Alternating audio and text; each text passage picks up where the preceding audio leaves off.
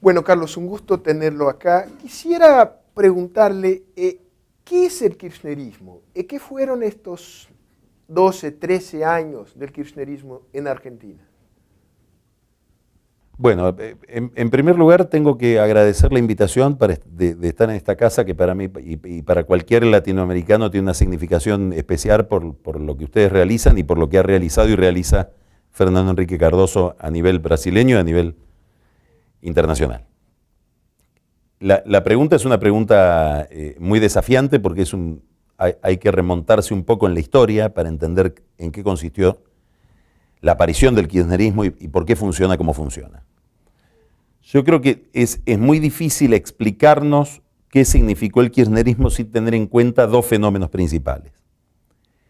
El primero es una sociedad que venía con una gran insatisfacción con la política, una insatisfacción cuya raíz está en lo económico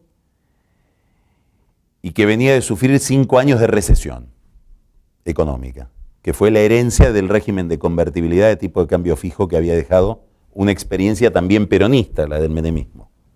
Esto se combina, digamos, a esto se le sobrepone una crisis particular, específica, que fue una de las grandes crisis de la historia argentina, digamos, cuando los historiadores cuentan la historia, va a ser una divisoria de aguas, va a ser un hecho que va a servir para periodizar la historia, que es la del año 2001.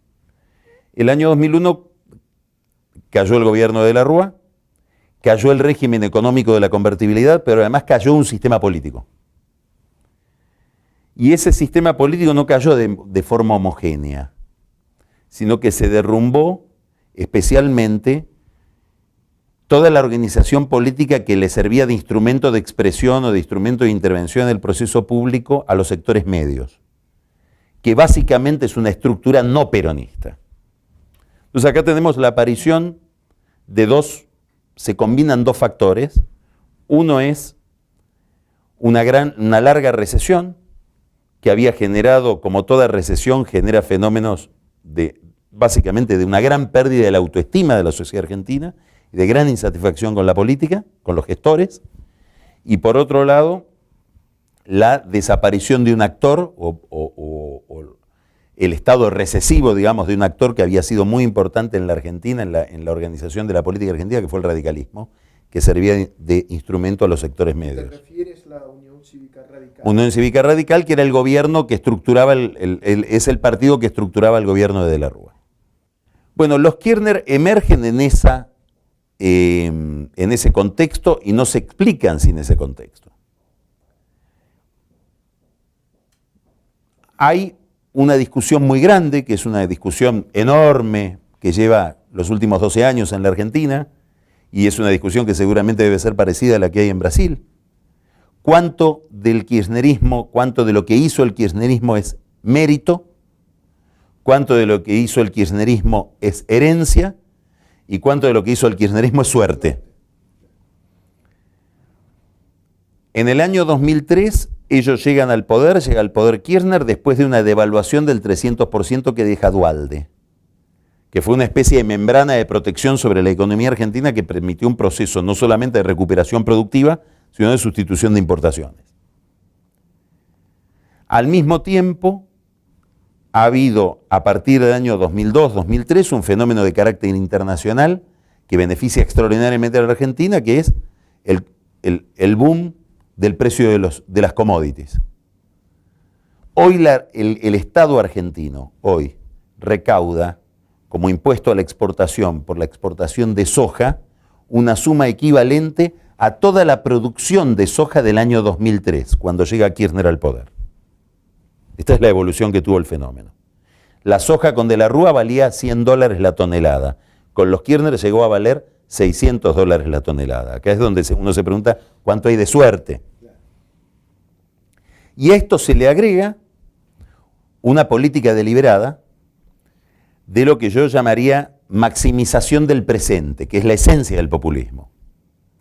Es decir, darle a esa sociedad que venía muy desencantada, con un gran desasosiego, con una pérdida muy grande de su autoestima, con pérdida de empleo, había llegado la pobreza en la Argentina a niveles desconocidos y a niveles inimaginables para la ideología del argentino respecto de sí mismo, darle un boom de consumo que significó no solamente regalarle la energía, subsidiar los alimentos, sino tasa de interés real negativa durante todo el tiempo.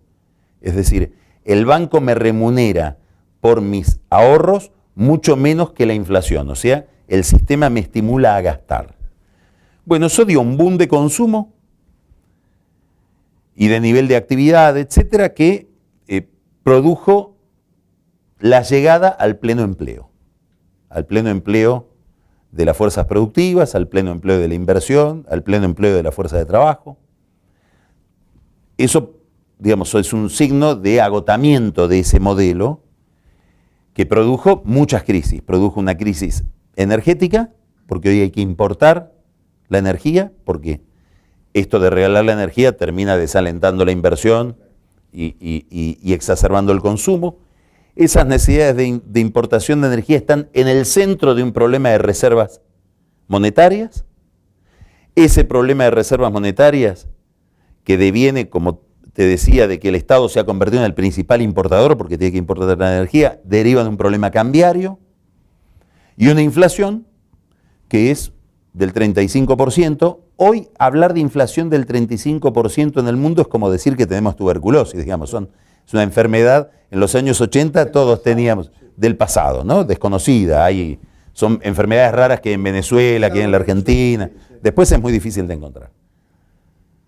Ahora, claro, este proceso de expansión del consumo, de crecimiento de la economía, fue acompañado con un discurso muy nacionalista que se basa en tres premisas, que son el corazón de... Yo no quiero hablar de ideología, porque es una palabra demasiado pretenciosa, yo diría de la mentalidad del kirchnerismo.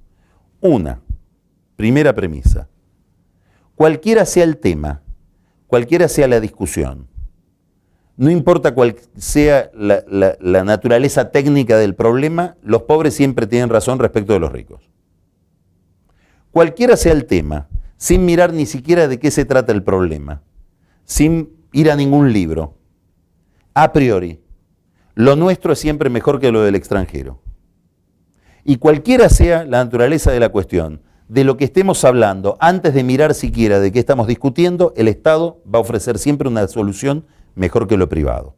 Bueno, en el contexto de crecimiento, de distribución, en el contexto de una economía que en este proceso de recuperación, sustitución de importaciones, estas tres ideas tocaron un nervio muy antiguo de la historia argentina y de la sociedad argentina. ¿Por qué? Porque yo diría que el 60% de la sociedad argentina y el 85% de la clase política argentina coincide con esta forma de ver las cosas.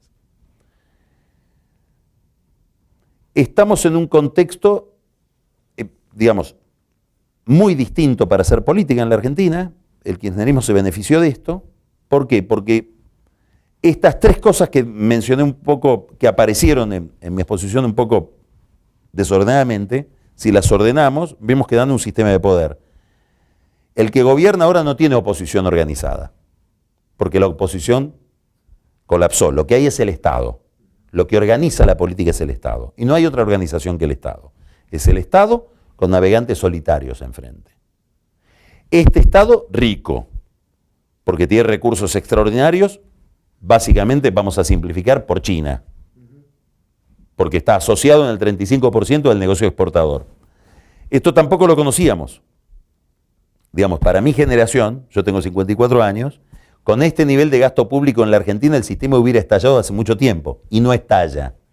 Todos los pronósticos de la ortodoxia económica se dieron contra la pared, fracasaron, porque no hubo el estallido que se esperaba, porque la economía funciona en otro régimen.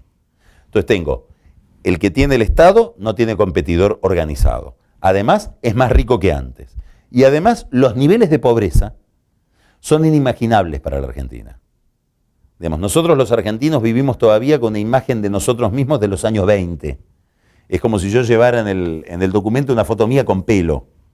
No, y en la Argentina hay un nivel de pobreza mínimo de 30%. Entonces eso favorece mucho el desarrollo de relaciones clientelares. Y favorece mucho la legitimación de este discurso populista, que mira nada más que la distribución y no se pregunta por la creación de la riqueza. Bueno, todo esto ha combinado una masa de poder muy importante.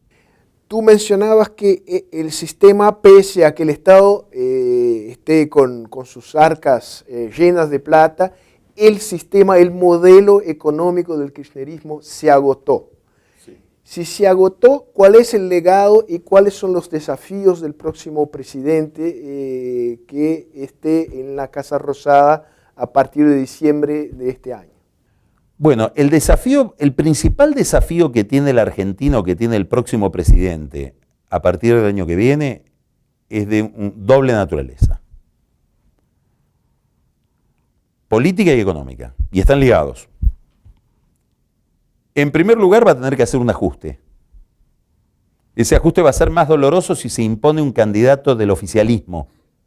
Es decir, si el kirchnerismo, el peronismo, logra cambiar de piel, como ha cambiado de piel tantas veces, y instalar al sucesor de Cristina Kirchner, ese presidente, que eventualmente podríamos decir podría ser Scioli, o el que más en mejores condiciones está para Daniel Scioli, que es el gobernador de la provincia de Buenos Aires. Bueno, Scioli tendría un desafío enorme, que es comunicarle a la sociedad que se agotó algo que ellos en campaña están diciendo que tiene 1000 años más de vida. Es un fenómeno muy parecido al del PT en Brasil. Suena familiar. Es decir, va a tener que tener un desafío didáctico. Va a tener que hacer algo que durante los 2 últimos años no sucedió en la Argentina, porque las experiencias populistas huyen de este enfoque y de esta perspectiva, que es plantear un futuro. Porque solo voy a resignar parte de lo que tengo y voy a admitir que alguien me ajuste en función de una promesa que sea medianamente racional. Para llevar adelante esto, va a tener un enorme desafío político. ¿Por qué? Porque los niveles de corrupción en la Argentina son impresionantes, son desconocidos, y nosotros conocemos mucho de corrupción. Digamos, creíamos que habíamos conocido todo con el menemismo, y sin embargo la frontera se sigue ampliando. Entonces, para producir un ajuste se necesita mucha autoridad política. Suena conocido también en Brasil. Y va a tener que recomponer el tejido político. Esta es una tarea muy, muy desafiante. En la Argentina ha habido, sobre todo a partir del año 2011, cuando Cristina saca 54% de los votos y el que le sigue saca 17%, se estableció un monopolio de poder. Hay 37 puntos de diferencia entre el que gana y el que debería controlarlo. Bueno, ese monopolio de poder aísla a los gobiernos. Les hace confundir una regla de validez por la cual llegaron, que tuvieron más votos, con un criterio de verdad, como si tuvieran la razón.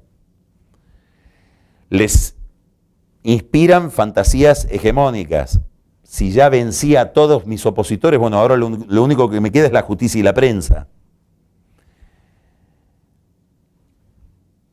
Hacen que se dialogue menos. Hoy en la Argentina no hay diálogo político, no hay diálogo ni siquiera político dentro del propio gobierno. Hay una frase del secretario legal y técnico, que es el principal asesor de la presidenta, que dice: a Cristina no se le habla, se la escucha. Bueno, me parece que recrear la cultura del diálogo, recrear el equilibrio de poder, pluralizar la política, va a ser central si es que quieren llegar a un buen puerto con un ajuste que va a ser doloroso, sobre todo para los sectores medios, que paradójicamente son los más subsidiados. El más subsidiado en la Argentina no es el pobre. El más subsidiado es la clase media. Que van a pagar el grueso del costo de un ajuste. Muy probablemente. Y muy probablemente sea un sector que no votó al candidato del gobierno, si es que se impone el candidato del gobierno. Igual esta es una tarea que van a tener que hacer todos. La oposición, creo que con más sinceridad, claro, como critica el modelo económico, está obligada a describir otro programa. Y tendrá más autoridad política para hacerlo. Yo creo que sí, y se van a encontrar con un factor de gobernabilidad muy importante, si es que ganan, un candidato opositor, que es que el peronismo, como siempre que está fuera del poder, se divide. Ahí va a haber una gran discusión, y todos los que hoy vemos, o la mayoría de los que hoy vemos, colocar a Cristina Kirchner todos los días en un nuevo altar, van a ser los que la van a impugnar desde dentro de su propio partido, como ha ocurrido siempre. Es decir, el gran negocio del peronismo va a ser decir: esto que hemos vivido en los últimos 12 años tampoco fue peronismo y por lo tanto vamos a juzgarlo y lo vamos a procesar como una desviación. Muy bien, Carlos, gracias por tu entrevista a nosotros. Muchísimas gracias, Sergio, un gusto.